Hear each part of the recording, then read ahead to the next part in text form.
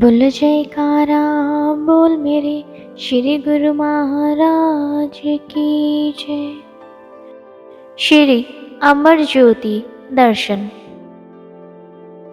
Number 7, महात्मा दर्शन संतोषानंद जी।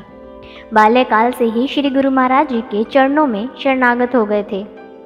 जब वे कुछ बड़े हुए तो उनकी सेवा मशीनरी डिपार्टमेंट में लगा दी गई।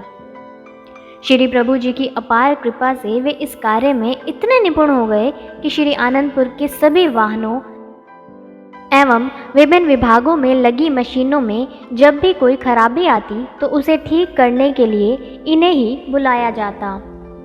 ये जिस भी मशीन को हाथ लगा देते अद्भुत चमत्कार हो जाता। खराब से खराब मशीन जिसे कोई मैकेनिक ठीक ना कर पाता, इनका हाथ लगते ही कार्य करना आरंभ कर देती। बहुत समय पहले की बात है। एक बार ये सेवा कार्य के लिए ग्वालियर गए। वहाँ का कार्य पूरा करके वापस आ रहे थे तो देहरदा के मार्ग में पुल के आगे एक कार खड़ी देखी। जैसे ही समीप आए तो पता चला कि उसमें ग्वालियर स्टेट के महाराजा सिंधिया के वंशज बैठे हुए थे और कुछ परेशान दिखाई दे रहे थे।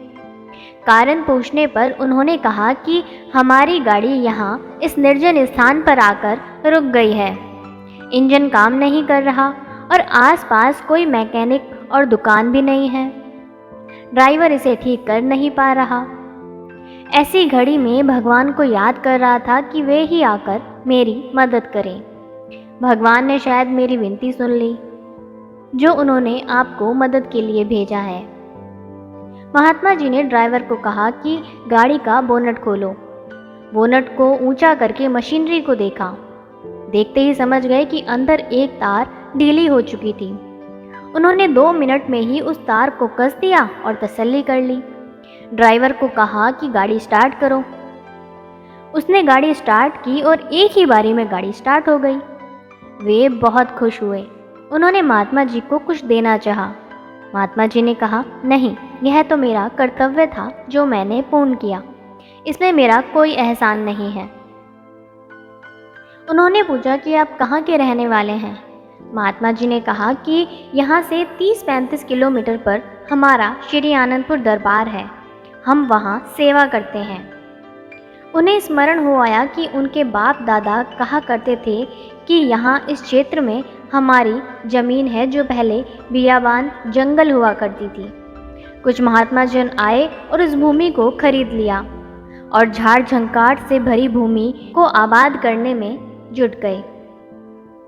अपने कठिन परिश्रम द्वारा उन्होंने थोड़े ही दिनों में इस धरती की काया पलट दी।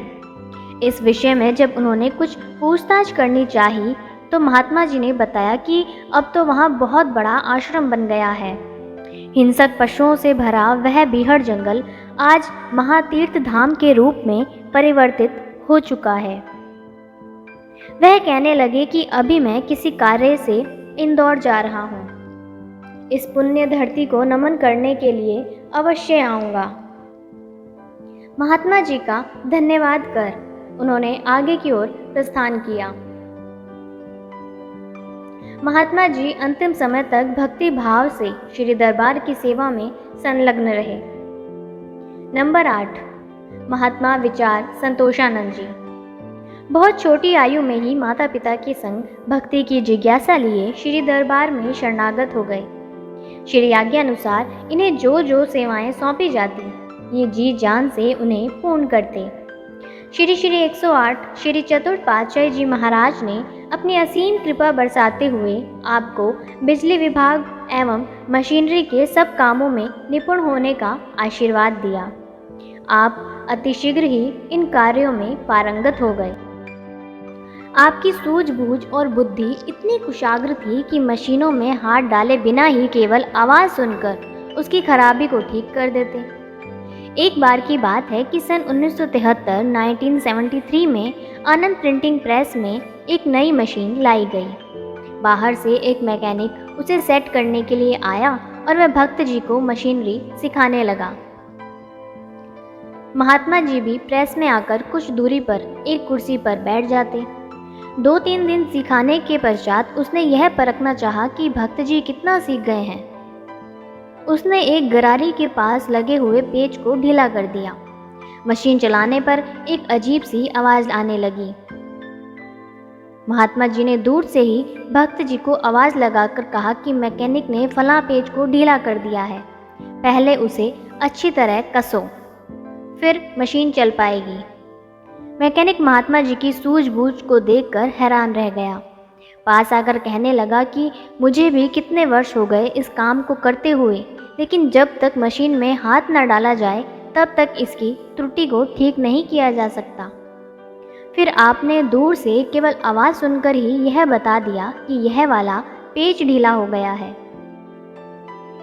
वह हैरान होकर पूछने लगा कि आपने मैकेनिकी की ना तो कोई पढ़ाई की और ना ही कोई डिग्री हासिल की है, फिर आप इतने इसमें दक्ष कैसे हो गए? महात्मा जी ने कहा, यह सब मेरे इष्ट देव श्री सद्गुरुदेव जी महाराज की असीम अनुकंपा है। उनका आशीर्वाद सदैव संग साथ है।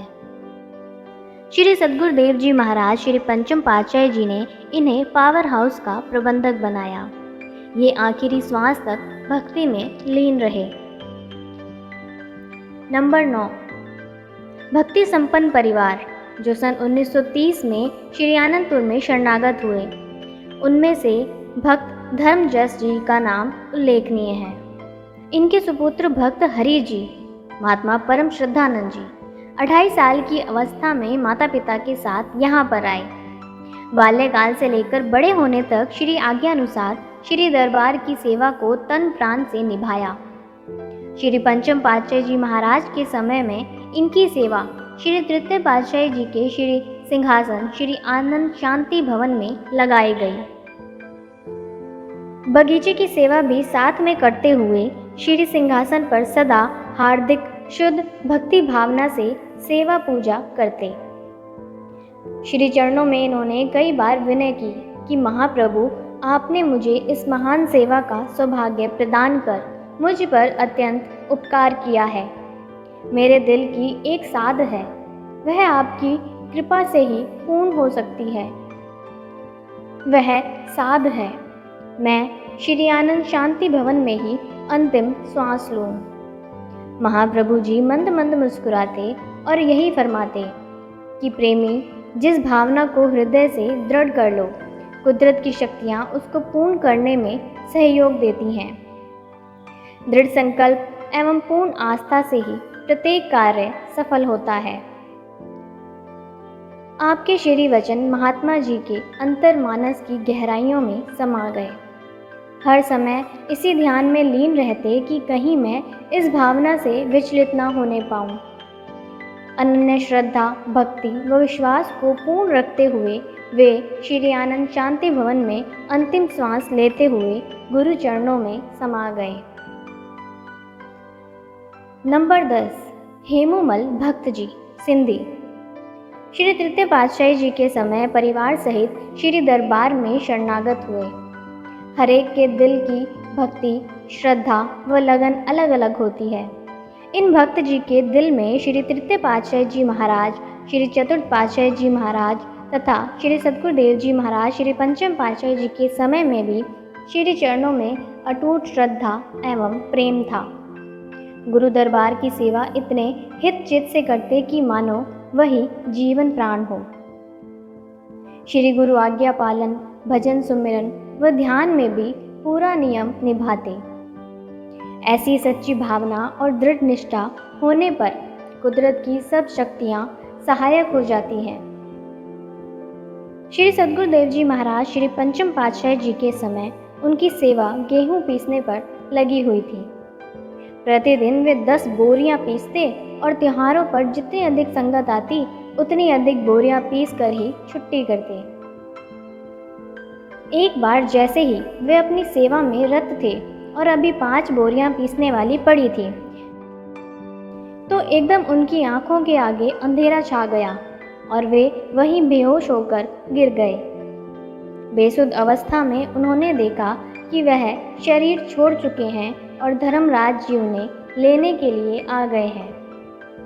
धर्मराज जी अपने दूतों से कह रहे थे कि जल्दी करो, इसके श्वास पूरे हो चुके हैं और उसे यहाँ से ले चलो। भक्त जी उनसे पूछने लगे कि तुम कौन हो और मुझे कहाँ ले जाना चाहते हो। आगे उत्तर मिला, मैं धर्मराज हूँ। हर प्राणी की मृत्यु पर मुझे उसके कर्मों का हिसाब करने के लिए मृत्युलोक से ले ही जाना होता है। भक्त जी ने जोरदार आवाज में कहा, धर्मराज जी, आप मुझे ले जाने वाले कौन होते हो? अभी तो मेरी 5 बोरियां आटा पीसने वाली पड़ी हैं। मैं सेवा को अधूरी नहीं छोड़ सकता। मैं पूर्ण सद्गुरु देव जी महाराज का सेवक हूँ। आप मुझे उनकी आज्ञा के बिना कहीं भी नहीं ले जा सकते और ना ही मैं जा सकता हूँ। क्या आपने मेरे श्री गुरु महाराज जी से जाकर आज्ञा ली है? धर्मराज जी असमंजस में पड़ गए, क्या करें और क्या ना करें। इतने में एक आवाज़ आई और एक दिव्य ज्योति ने धर्मराज जी के समीप आकर कहा कि इस समय इसे यहीं छोड़ दो, यही हमारी आज्ञा है। भक्त जी के सम्मुख ही धर्मराज जी अलोप हो गए। भक्त जी के निष्प्राण प्राणों में प्राणों का संचार होने लगा। उन्होंने आंखें खोली और सोचने लगे कि मैंने सचमुच ही यह दृश्य देखा है कि या यह एक स्वप्न था। जो भी हो, यह तो पता चल गया कि श्री गुरु महाराज जी हमारे अंग संग हैं। भक्त जी जब पूर्णतया सचेत हुए तो वे सीधे ही अंदर श्री गुरु महाराज जी के श्री चरणों में पहुँचे। उन्होंने दंडवत प्रणाम कर विनय की, प्रभु, मेरे मन में अभी श्री गुरु दरबार की सेवा करने की उत्कट अभिलाषा है। इस जन्म में तो अब मुझे पूर्ण सद्गुरु महापुरुषों की चरण शरण में यह ज्ञान प्राप्त हो गया है कि मानुष जन्म अमोलक है।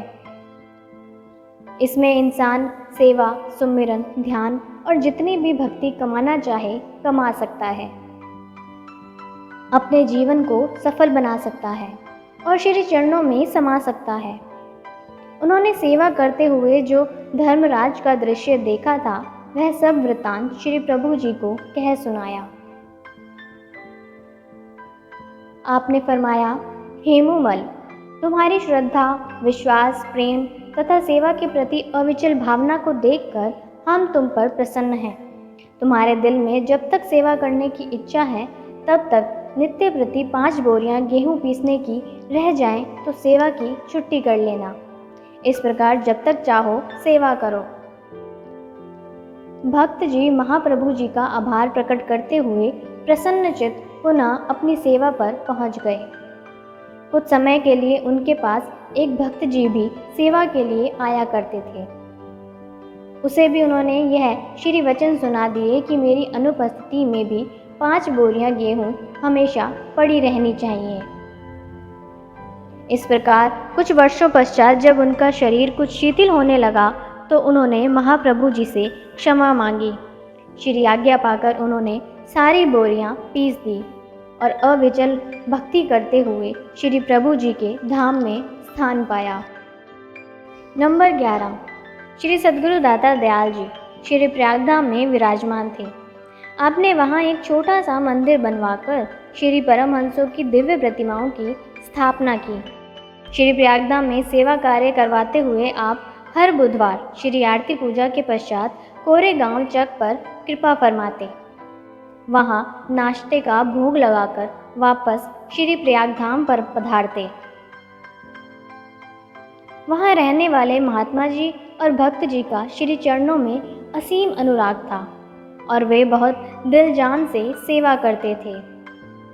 एक बार महात्मा जी श्री दर्शन करने हेतु श्री प्रयागधाम आए। उस दिन मंगलवार था। रात्रि समय वे भक्त नंदलाल जी, जो उस समय नाई की सेवा करते थे, के पास गए और कहने लगे कि कल सुबह श्री प्रभु जी कोरेगांव कृपा करेंगे। मेरे बाल कुछ बढ़ गए हैं, अतः आप इन्हें अभी काट दीजिए। मुझे कल प्रातः जल्दी ही वापस लौटना है। भक्त जी ने कहा कि अभी काफ़ी देर हो गई है, सुबह आ जाना। कल श्री प्रभु जी के पास प्रातः सेवा में जाऊंगा, वहां से लौटकर आपका भी काम कर दूंगा। महात्मा जी कहने लगे कि कल तो श्री आरती पूजा के कार्यक्रम के पश्चात महाप्रभु जी सीधे कोरेगांव आएंगे। ऐसा प्रतीत होता है कि आपको उनकी सेवा करने के लिए श्री कार में ही बैठकर साथ आना पड़ेगा। महात्मा जी ने तो चाहे यह बात हंसी में कही थी, परंतु भक्त जी भोले भाव से प्रसन्न होकर कहने लगे कि अगर मुझे ऐसा सौभाग्य प्राप्त हो जाए तो मैं जीवन भर आपका कृतज्ञ रहूँगा। काश मुझे श्री कार में बैठने का सुअवसर मिल जाए। अगले दिन प्रातः श्री आरती पूजा का कार्य संपन्न हुआ। तत्पश्चात प्रभु जी कार में विराजमान होकर कोरे गांव की ओर प्रस्थान करने लगे। महात्मा जी को देखकर फरमाया कि आप यही हो, चलना नहीं। उन्होंने विनय की, जी स्वामी जी, चलना है। महाप्रभु जी ने कहा कि कार के पीछे पीछे आ जाओ। कोरे गांव से कुछ ही दूरी पर अचानक महाप्रभु जी ने कार चला रहे महात्मा योग सत्यानंद जी को फरमाया कि हमने तो भक्त नंदलाल जी को प्रातः श्री आरती पूजा के पश्चात ऊपर सेवा के लिए बुलाया था। वह तो ऊपर आकर बैठा होगा, अब क्या किया जाए। महात्मा जी ने कहा कि मैं वहां जाकर उसे वापस जाने के लिए कह देता हूँ। अंतर्यामी श्री प्रभु जी ने फरमाया, नहीं, उसे वापस ना भेजो। ऐसा करो कि उसे इस कार में बिठाकर यहाँ ले आओ। हम यहीं उसे सेवा का अवसर प्रदान कर देंगे। इतना कहकर घटघट की जानने वाले दया निधान प्रभु जी झट श्री कार से उतरकर वहाँ से चरणों के बल ही चल पड़े। सचमुच महापुरुषों की दयालुता का अंत नहीं पाया जा सकता। वे करुणा के अथाह सिंधु होते हैं और सच्चे सेवकों पर अपनी करुणा की अनवरत बरसात करते रहते हैं। उधर महात्मा जी कार लेकर वापस श्री प्रयागधाम की ओर आ गए। वहां जाकर भक्त जी को श्री कार में बिठाया और कोरे गांव ले आए। भक्त जी की प्रसन्नता का कोई ठिकाना ना था। उनकी हार्दिक अभिलाषा इतनी जल्दी पूर्ण हो जाएगी, उन्हें इसका अनुमान ही ना था। महात्मा जी भी उन्हें कोरे गांव पहुंचा देखकर आश्चर्यचकित रह गए और प्रसन्न भी हुए। दोनों ने मिलकर श्री प्रभु जी की मिलकर खूब सेवा की और इस घटना के विषय में श्री प्रभु जी के चरणों में विनय की। महाप्रभु जी ने फरमाया कि जिसकी सेवा के प्रति सच्ची निष्ठा और दृढ़ लगन होती है, फिर उसे वह सेवा मिलकर रहती है। सेवक जी जान से सेवा करते हुए अपने मन चित्त को भक्ति में लगाते हुए सद्गुरु की प्रसन्नता को पाकर अपने जीवन में सच्ची खुशियाँ भर लेते हैं।